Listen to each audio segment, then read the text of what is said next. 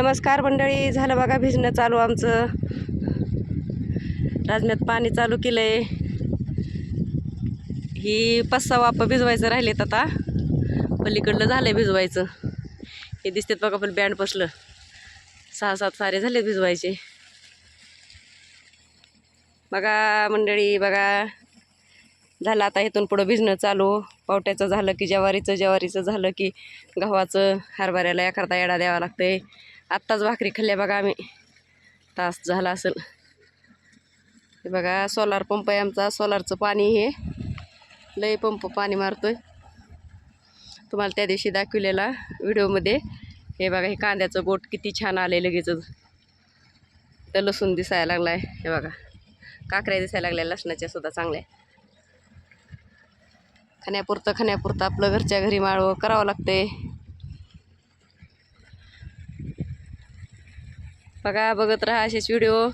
पाण्याच्या पहिल्याच पाण्याला बघा काय करायचं, पहिल्याच पाण्याला युरिया टाकायचा. एकरी 1-1.5 पोतं तरी युरिया टाकायचा, म्हणजे मग चांगला येतो पावटा. आता ते पावटाच आमच्या इकडं म्हणतात राजम्याला, त्यामुळे माझ्या तोंडात पावटाच येत आहे. 1-1.5 एकरी पोतं पाडायचं युरियाचं, इसकाटायचं पाण्याच्या पुढं असं. आता इसकाटलेलं दाखवते तुम्हाला मी. दिसत नाही आता बारीक बारीक. ही पाण्याच्या आधीच आल्या इसकटून टाकलंय. गेले आता अर्ध्याच्या पुढं पाणी. बांधापर्यंत जाऊस तर मोडावं लागते. छान आहे का आमचा पावटा? छान आहे का राजमा आमचा? कमेंटमध्ये सांगा. इकडले 2 वाफे जरा जास्तच दाट पडले बी. पुन्हा ट्रॅक्टरवाल्याला कमी करायला लावलं. इकडं जरा कमी आहे.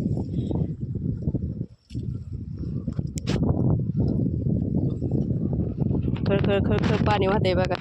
ऊन पडलेलं आहे आता सध्या. लय पंप पाणी मारितो. लाईटीचं टेन्शनच नाही. सोलार जसं आलेत तसं. रातचं इराचं भिजवायचं टेन्शनच नाही. दैवारानं बी माणूस भिजत होतं. गारव्याचं काकडायची काय गरज नाही. लय गारवा सुटला आता आमच्या इकडं. 5 वाजाय तर सुरूच होतंय. स्वेटर अडकूनच बसावं वाटते.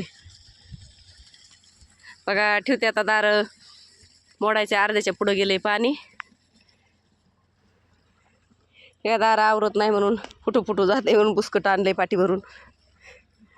चला ठेवते आता. बाय.